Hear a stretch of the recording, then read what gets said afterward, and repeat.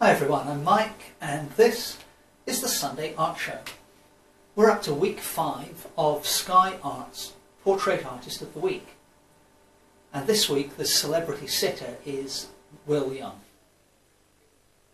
And like previous videos, I'm going to try and show you a different technique to anything I've done before when it comes to portrait painting.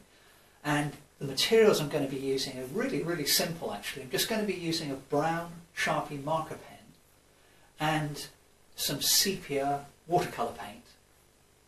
But perhaps what's more interesting is the general approach I'm taking to the portrait painting. So as you can see, I'm working on an initial sketch of Will taken from a screenshot, going straight in with the Sharpie marker, working on mixed media paper. And my plan is to spend, maybe no more than 5 to 10 minutes in total on each sketch. And I've taken several screenshots. And my plan is to do lots of quick sketches, and then having done the Sharpie sketch, I'm going to go over those with the washes of sepia watercolour. And I'm going to do so many sketches that my hope is Will's features and the proportions of his face will go into my memories kind of subconsciously, and I'll kind of just get to know his face. And then my plan is, having done all this preparation, all of these different sketches, to do a finished painting. And I should be able to go straight in with the Sharpie marker, no pencil, no kind of room for mistakes at all, and hopefully do a fairly decent portrait. But we'll see how it goes. So while I was chatting away there, I'm working from the first of several screenshots that I'm working from. And I loosely went around with the Sharpie, kind of just putting in fairly light and free lines where Will's head was. And then having done that, I didn't really commit to too many features initially, but having done that, I'm now coming in with rather firmer and bolder marks. Now whether I get a likeness or not in some of these sketches is going to be up for debate, because if you just spend a few minutes, it doesn't always work out. And also with the Sharpie, as mentioned a moment ago, there's not really any room for error. So my idea is to be kind of carefree with these initial sketches, not worry about that too much. But when it comes to the final thing, I'm going to take much more care.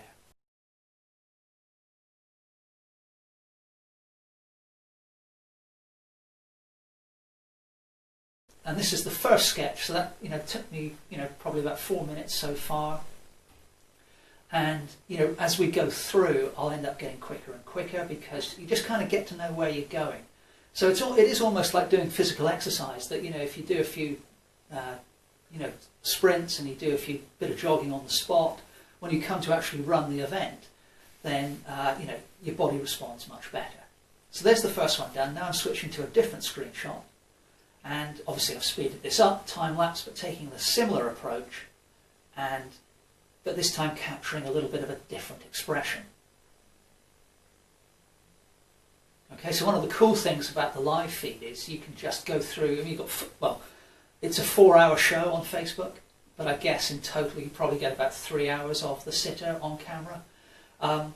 And you can just go through and capture so many different screenshots and different expressions and so forth. The main disadvantage is you don't really get all the different perspectives of the head that you would in life. You can't, walk around the person or ask them to move. But nevertheless, it's still an interesting exercise to capture these different expressions and positions, and then just try to capture them quickly. So I'm on to the third, or in the middle of the third sketch now. And you can see that, now the little number I put there, the 3, that's not actually 3 for the third sketch. You can see I put 3, 4. That actually refers to the number of the screenshot I took, so that when I come back with the sepia washes in a bit, I'll be able to make sure I can match the correct sketch to the appropriate screenshot.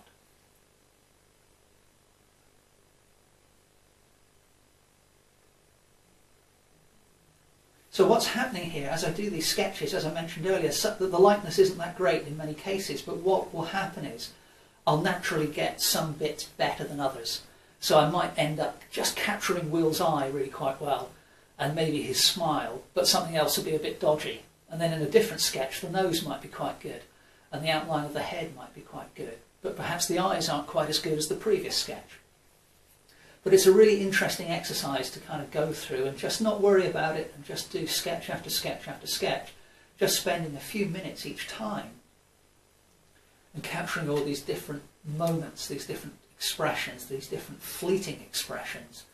You know, a little emotion here, a little bit of the way the light catches the face or a shadow is cast across the face. Obviously we'll come to that when we do the sepia washes. But for now, the line that the Sharpie puts down can be surprisingly expressive, and the initial lines showing through the final lines also add a little bit of character to the face as well. Now here I caught Will with his eyes closed. That's something which would be more difficult to do in life. I mean, you could ask the sitter to just close their eyes, obviously, but that tends to lead to, it's a bit like asking somebody to smile in real life. After a minute or so, the smile becomes somewhat fixed. And this sketch on the left here, Will wasn't angry, but he was kind of deep in thought, and he did momentarily frown, you know, quite intensely as well. So that was an interesting one for me to just try and capture quickly. Now notice the way I'm holding the pen here. I'm not, in general, just of course it immediately changed, but at the moment I'm holding the pen as if you would, in the way you would if you were going to write your name.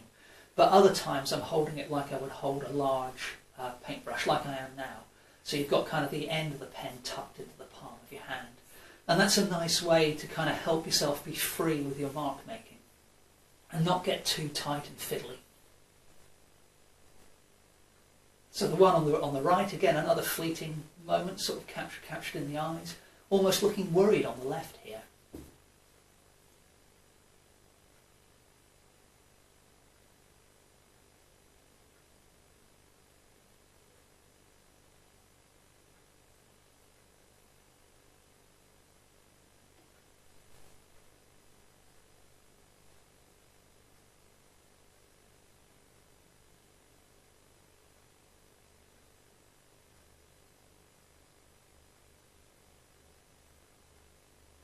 Now this sketch here, Will was looking over to the left, and I don't think I saw anybody, you know, on the day at least, do a portrait of Will looking to the left, because he was sat either facing the camera or looking to our right pretty much all the time. So that one wasn't the best sketch that I did there, but that's quite appealing actually, to maybe do a slightly different view of his head. So, and there looking up and to the right. And then the last of the quick Sharpie sketches, another expression caught mid-conversation. And you can see I've gradually loosened up as I've kind of gone through those sketches. But now I'm coming with my big round mop brush. My synthetic brush comes to a lovely point but holds loads of water. And as I mentioned at the start of the video, I'm just using sepia watercolour paint here. And what I'm going to do is go through these sketches and just pick out the large areas of shadow to begin to create a sense of form, and use, like we often do with watercolour, use the white of the paper to depict the light falling on the face. So much like the Sharpie forces me to commit to line and doesn't leave too much room for error, it's kind of the same with this big brush. You know, I can use the point of the brush, but because I'm using watercolour in a thin wash, that's got a mind of its own. The brush has got a little bit of a mind of its own.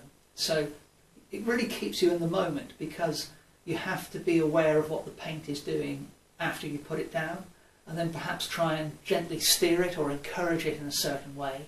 And so you get a combination of what you wanted and what the paint decides you're going to get, and what the brush decides you're going to get as well.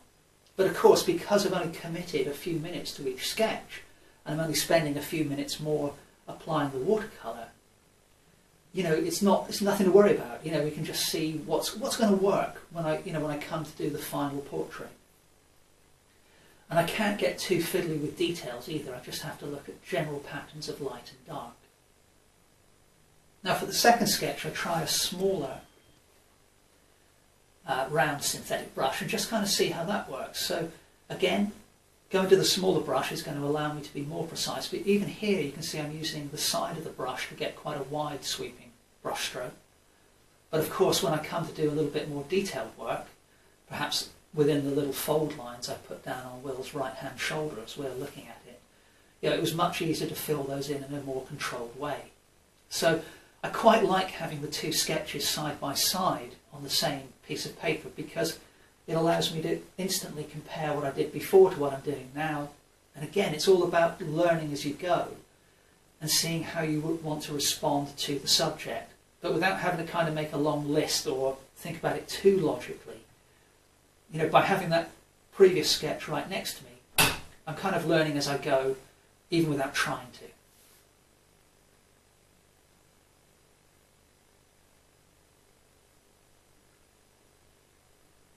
So you could almost say I'm taking a more illustrative approach to this second sketch compared to the spontaneous wash I put on with the first sketch.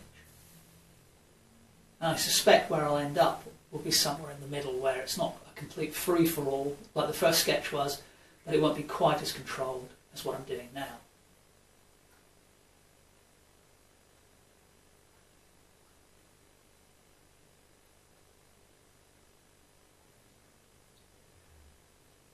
The other advantage of having the two sketches on one page is that when you work on the second sketch, that allows the initial wash of the first sketch to dry.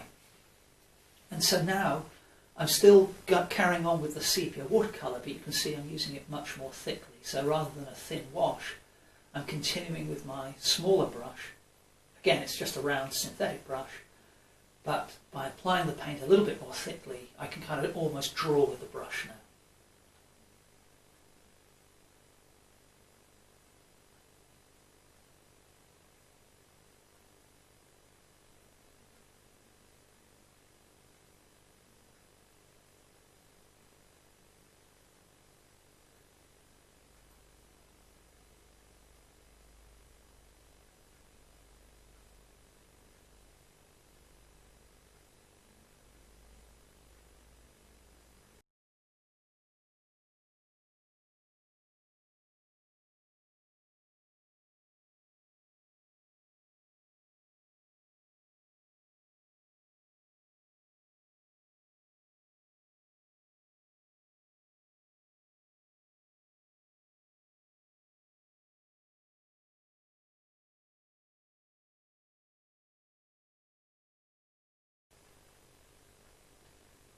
Now I'm taking some of what I learned on that first sketch and applying it to the second sketch, but at the same time exploring different techniques as well. So you can see that these quick sketches come to life really quite rapidly. You're committed to being bold with the Sharpie marker. You have no choice really, so you may as well get on with it. And then by just using sepia, I don't have to worry about colour or adapting colour or doing my own colour scheme. I've got sepia, that's it.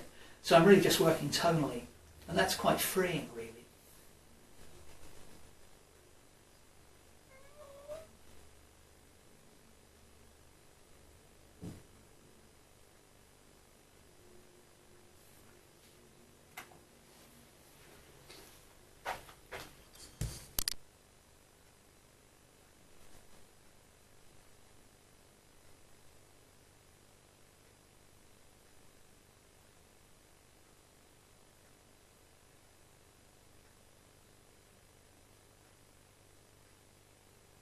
And often these quick sketches take on something of a life of their own. They go beyond or away from being a portrait of Will Young, and they're just kind of nice drawings in their own right, really, because you just sort of capture the expression of a human being, much like this kind of angry or frowning, thoughtful expression with the mouth open I just did there.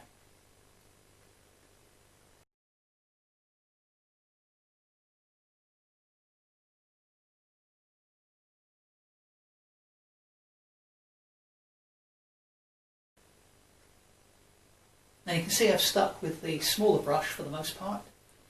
I found that working on this big scale, I don't know whether it was limiting as such, but it didn't really allow me to explore, despite what I said earlier about not wanting to get too fiddly with detail, I still wanted a little bit more control.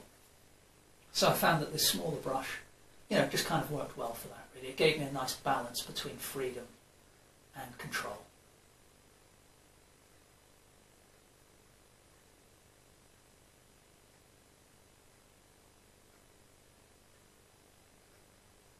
Alright, so that's the sketches done. So now I've moved on to paper this is A3 I think, so this is about 11 inches by 16, and you can see I've gone back in with my Sharpie marker pen. I've decided to work on the view of Will looking to our left, and I'm going in, and this time I'm going to be a little bit more careful. So rather than do a loose outline of the head, I'm paying close attention to one of the eyes, and I'm kind of going for a detailed approach, almost right from the get-go. And my plan is to, you may remember in the previous video with the portrait painting of Rob Rinder, what I did there was I said, okay, well, let's get a decent kind of head in rough proportion, and then we'll make that head look human, and then we'll kind of gradually, through several iterations, get that to look more and more like Rob until we've got a likeness that we're happy with. And that was the approach I took with Rob Rinder.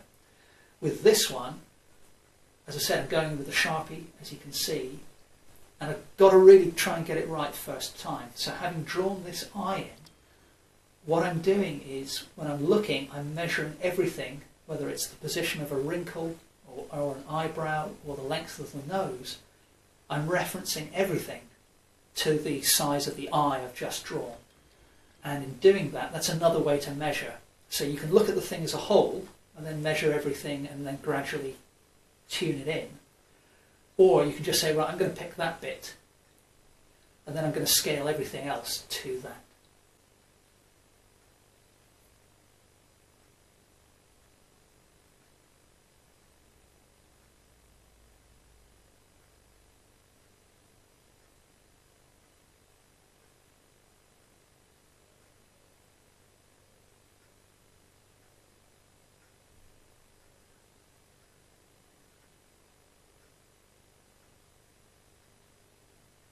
So you can see there I'm just using my fingers to measure the rough width of the eye, and then that allowed me to put a little mark for where the nose is going to be.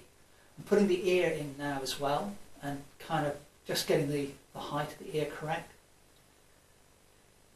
And I should say that although I'm showing this final portrait in real time, I have edited out some thinking time. So in other words, just time where I'm not doing anything in terms of the drawing or the painting, but I'm just looking carefully at the photo.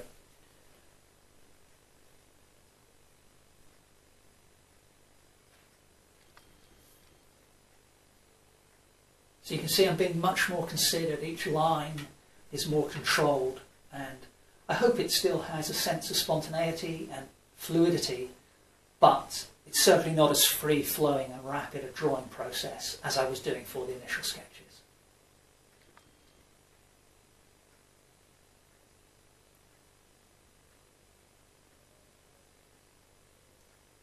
Now, that's not to say I won't make any mistakes with this drawing, but I'm just doing my best to avoid them. And if I do make mistakes, then I'll just have to do what I can to correct them, either by putting in secondary lines with the pen,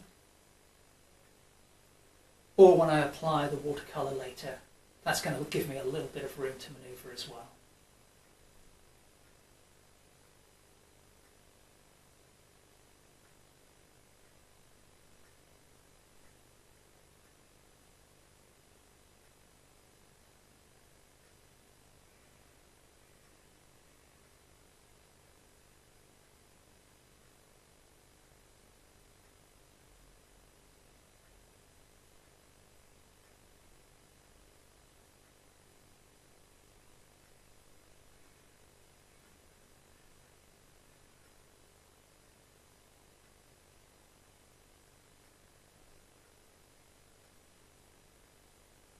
So you can see this drawing has much more of a sense of structure to it, perhaps, at this early stage than my earlier sketches did at the same stage.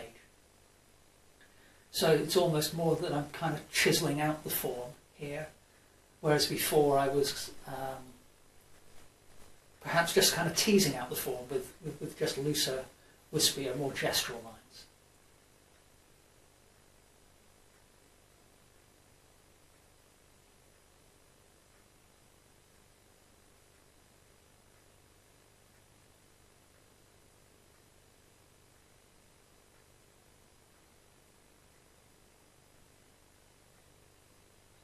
I always think there's this rather precarious balance with portrait painting, where, you know, if you're just going to replicate the photograph exactly, then why paint? So we want some freedom of expression and some slight distortion from reality. But at the same time, if you take that too far, then it no longer looks like the sitter. So you know, if nobody can recognise the person you're painting, then that's probably not a good portrait. Although I'm sure some artists might disagree with me on that. But it's kind of tricky, really, because you want to put your own stamp on it. Or that's what I would like to do. I would like to put my own stamp on it, put a little bit of my own style into the situation. But at the same time, I definitely want it to look like the person I'm painting, and capture some of their personality as well, some of their expression.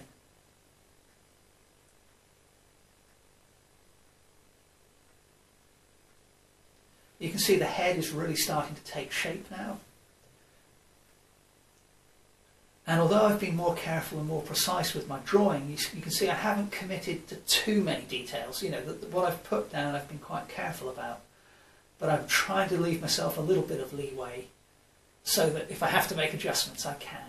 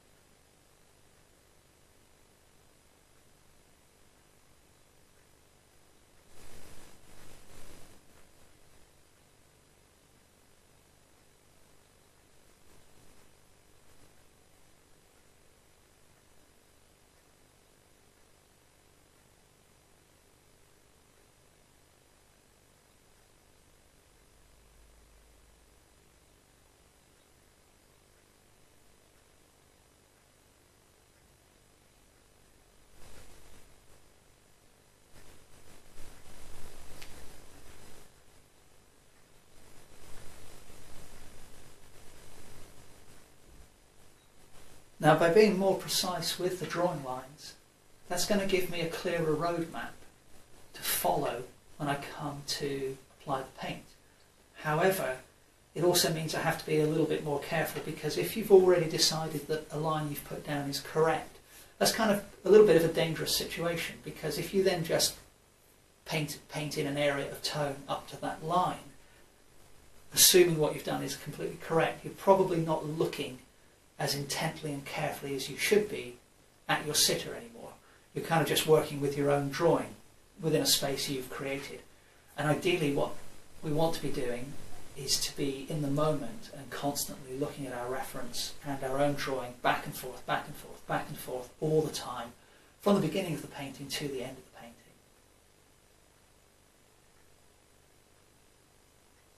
And I feel that happens more naturally if you're freer, like I was in the initial sketches, because you're kind of assuming it's wrong a bit anyway. Whereas here, I've got, as I said, slight danger of assuming I've got it right, which means, you know, which could cause problems if I'm not careful.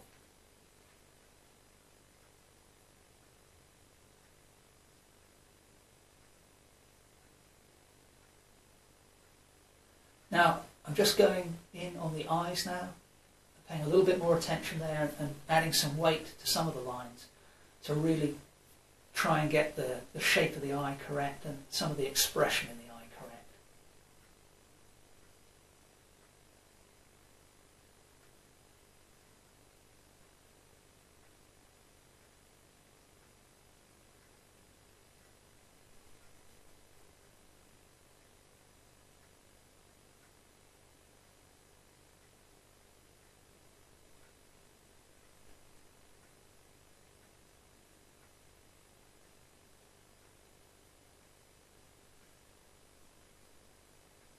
So you can see just those few additions of heavier line and the pupil has brought that eye to life.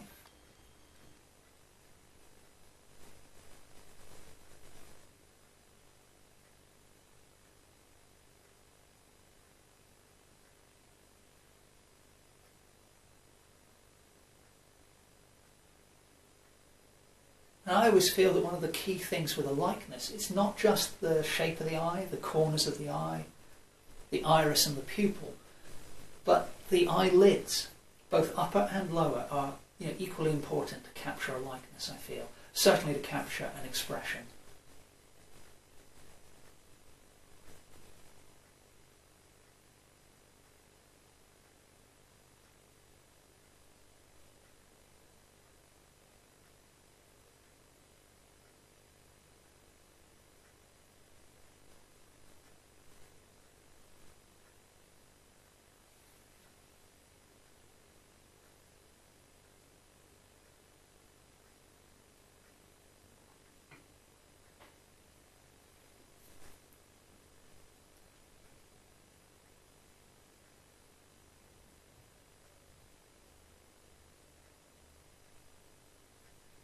Now you can see I've just made an adjustment to the line of the cheek on the left.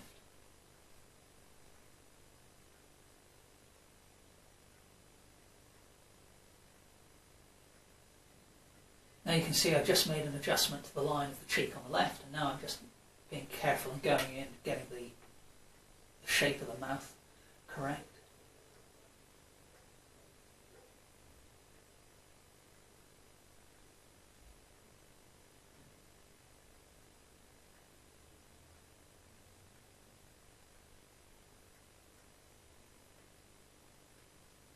And now I begin to add the sepia watercolour.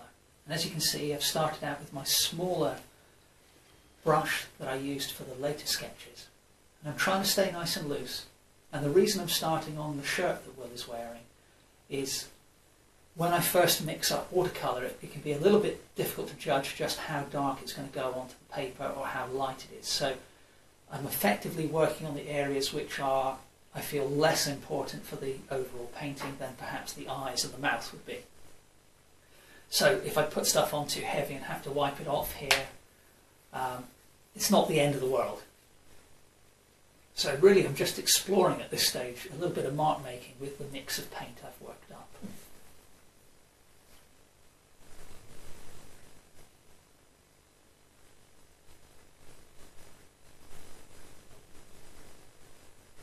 And by using the side of the brush in the way that I am, I'm hoping that's going to create some automatic beard texture for me. And you can see that's beginning to work reasonably well.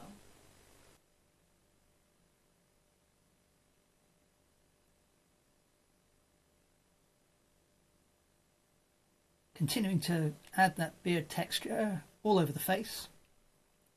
Now you may notice from my palette at the bottom of the screen there that I have several colours on the palette, but I am only using sepia. It's just that when I finished a painting with watercolour, I don't clean my palette at all, so that when I come back to do another painting, I can usually reactivate a lot of that dried paint and mix up some interesting greys or browns or purples or whatever it is, and it just kind of saves wasting paint, basically. But I am just sticking with the sepia that I've been using throughout this video. And what I'm doing as I work around, Will's face, is I am kind of remembering many of the techniques I experimented with those early sketches. So I actually found it to be a really rewarding process to kind of just be so carefree for 14 odd sketches, quick painted sketches. And I did feel I did feel it worked for me. I was able to come to this final painting in a much more considered and informed way than I would have done had I just done it from scratch, where I would have had to be finding my way more. And I think this is actually the first time I've ever used sepia straight from the tube. I'm sure I've mixed up a colour which is pretty similar at some point in my past, but I don't think I've ever used sepia watercolour before. So that's been kind of fun to experiment with as well.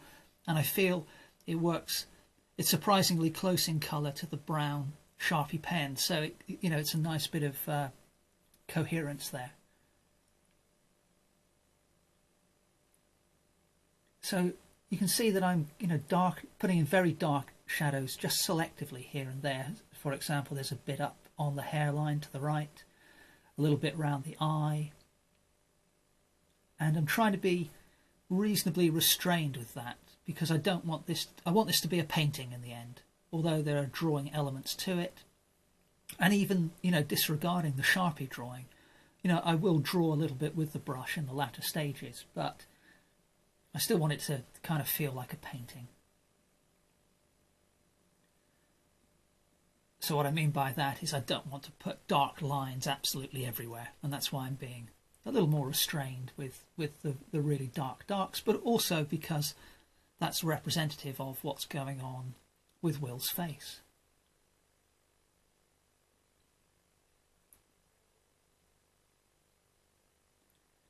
Back to using the side of the brush now to sweep in a region of mid-tone. And I feel it's a good thing when you're doing a painting to alternate. If it's, let's say you've been using the point of the brush to do some fiddly stuff or some line work, it's definitely good to then switch for a few minutes to using the side of the brush or doing something a bit looser if you can, and then go back to further line work. Just gives the body and the brain a little bit of a rest, and you come back to your line work and your fiddly stuff a little more relaxed and a little bit fresher than you would have done if you just persisted, you know, with the same type of operation over and over again. So you can see I'm still using many of the techniques that I used for those early sketches, but when I'm putting in those larger areas of mid-tone, I'm just being a little bit more careful, but still using the side of the brush and not getting too fussy. So really what I'm after, I guess, is real precision with zero fuss. That would be my dream painting.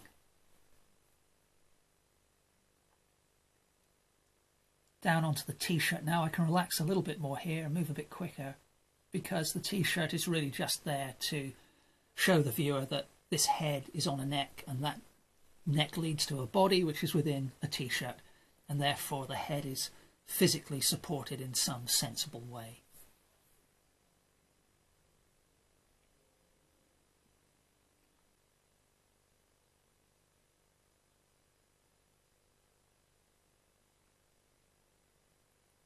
Now I usually like to do a little bit of drawing towards the end of a painting as well. Not always, but you know, it's often the case. I generally, with my paintings, alternate between drawing and painting, drawing and painting. Now with this one, I obviously did a major drawing stage right at the start. For the most part, I've since then been doing painting, but now with paint almost just neat out of the tube, I'm putting in a few key super dark areas, a few key descriptive lines to add bits of texture and shadow here and there. And of course, when you're working in this way, essentially I'm using transparent watercolour. I'm not using any white paint or anything. So if I want an area to look light, then the way I have to do that is by putting something dark next to it. So by adding those very dark areas, it also enhances my highlights as well.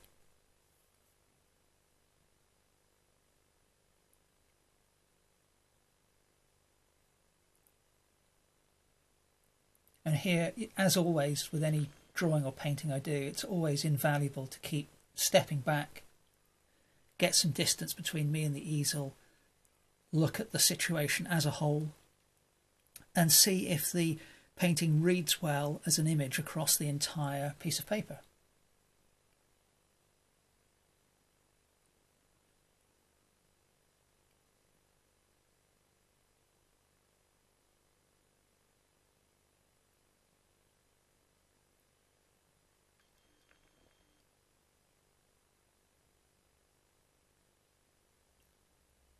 You see, I put a little bit of a line under the chin there to enhance, you know, to bring that forward a little bit. But then I switched to a patch of shadow in the beard, and now I'm adding some squiggly lines to the beard. So the line which goes around the jaw, it's not just a single continuous line, all of the same thickness and tone. There's a real variety in the techniques there, and that just makes for a more interesting image, really. And there's nothing wrong with doing a continuous line if that's what you want to do. It just depends on the effect that you're trying to achieve.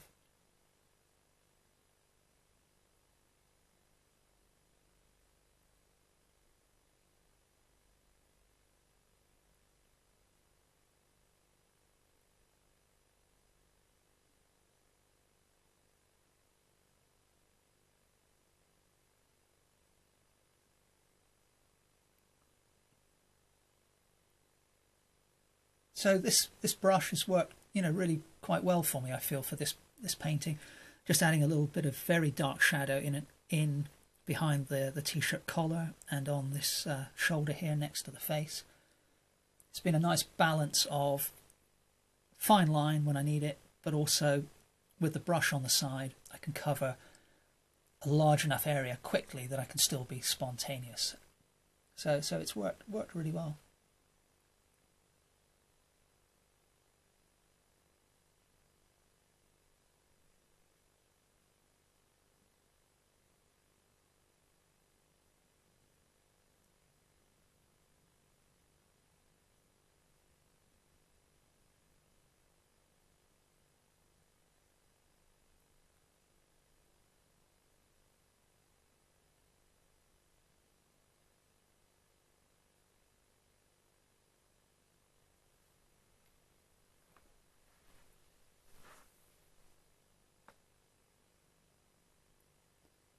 I'm just adding, the odd line here and there, the odd wrinkle in the forehead. But you don't want to go overboard with that. You definitely don't want to overwork things. So I'm just trying to add enough to enhance the character and the expression, but without going too wild. And now I thought it would be nice to go right back to where I started and bring my big brush back in, just to put in a swathe of mid-tone to strengthen the tone of the t-shirt here, just to make that seem more solid, so the head is really supported well. So there's the finished painting of Will Young. Hope you really enjoyed this video. Please remember to like, comment and subscribe, and I hope to see you next Sunday for the next episode of the Sunday Art Show. Thanks very much for watching.